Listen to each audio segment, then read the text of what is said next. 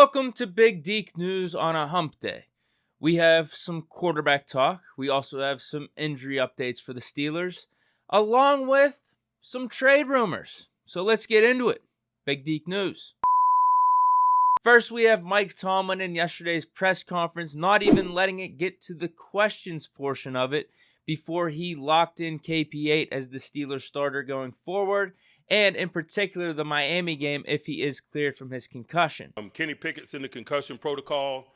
It's my understanding that his work won't be limited in any way in preparation, and so we'll adhere to the protocol and we'll follow that and let that be our guide in terms of participation. I'll say this: if he's cleared to play, he'll play. We talked about this decision yesterday and assumed that Tomlin was going to make this decision, and I think it's a no-brainer. Makes sense on two fronts. The first one, from a long-term perspective, you want to have a clear, consistent message to your team, and when you made the switch from Mitch to Kenny Pickett, he is your starting quarterback. That's not a position you want to be wavering, going back and forth. We're not going to blow in the wind. We're going to be somewhat steady. I've been consistent in my messaging regarding decision-making in that position. I think it helps those that are playing. I think it helps the team in terms of who to follow. And we're not going to flip the script now. But also it makes sense for this week coming up because we didn't know if Pickett was going to be able to practice, but everything got cleared up, and he is going to be a full participant this week. He is going to get the full amount of reps.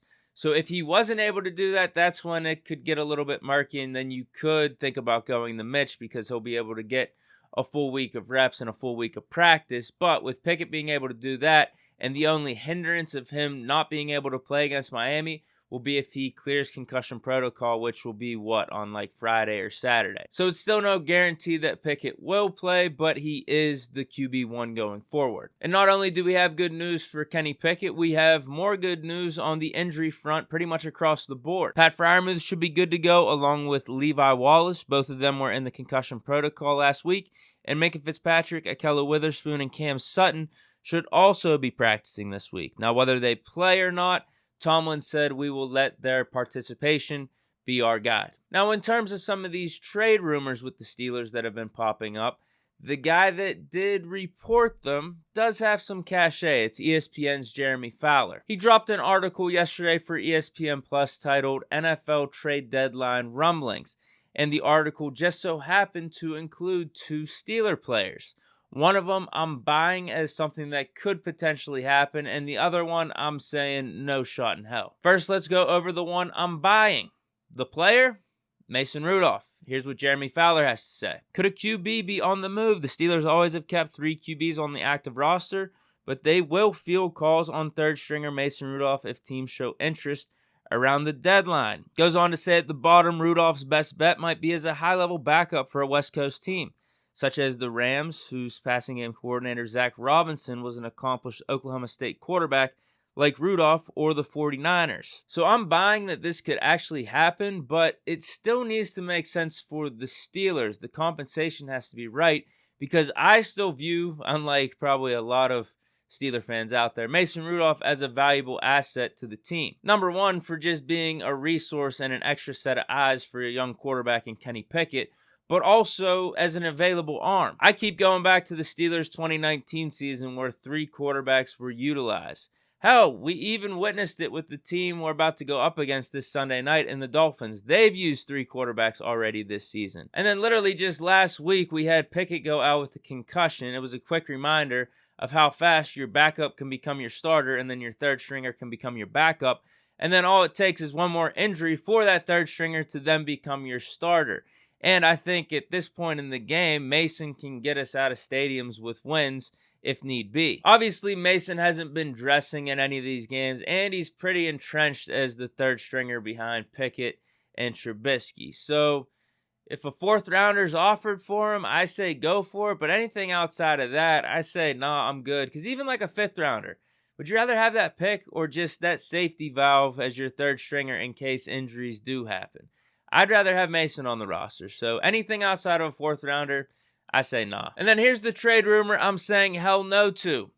Chase Claypool. This is what Jeremy Fowler has to say about him. Help for Aaron Rodgers. A few general managers I've spoken to are certain Green Bay is looking for a potential receiver help On the trade market, one player who makes sense is Pittsburgh's Chase Claypool, who multiple execs believe was available in the preseason, though at a hefty price. The answer is no. The answer's always been no. The Claypool criticism, no doubt, has been warranted, but at no point throughout the offseason, the early portion of the season, or now, would a Claypool trade be worth it to the Steelers? Because if you would have tried to trade him before last week, you would have gotten no value back because no other team was going to be offering like a first rounder for Claypool.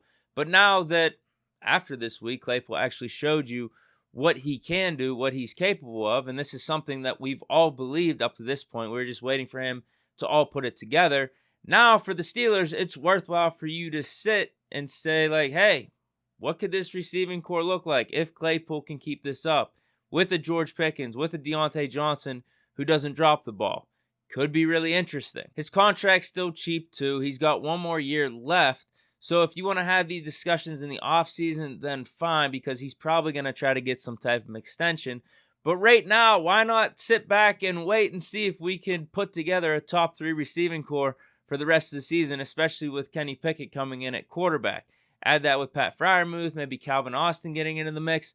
I'm intrigued about what this offense can be. So again, the answer is no to any trade involving Claypool. I am sure the Packers or some other wide receiver and needy team are hoping that he's available. And maybe he was available because you heard what Fowler said. The Steelers were willing to maybe trade him in the offseason.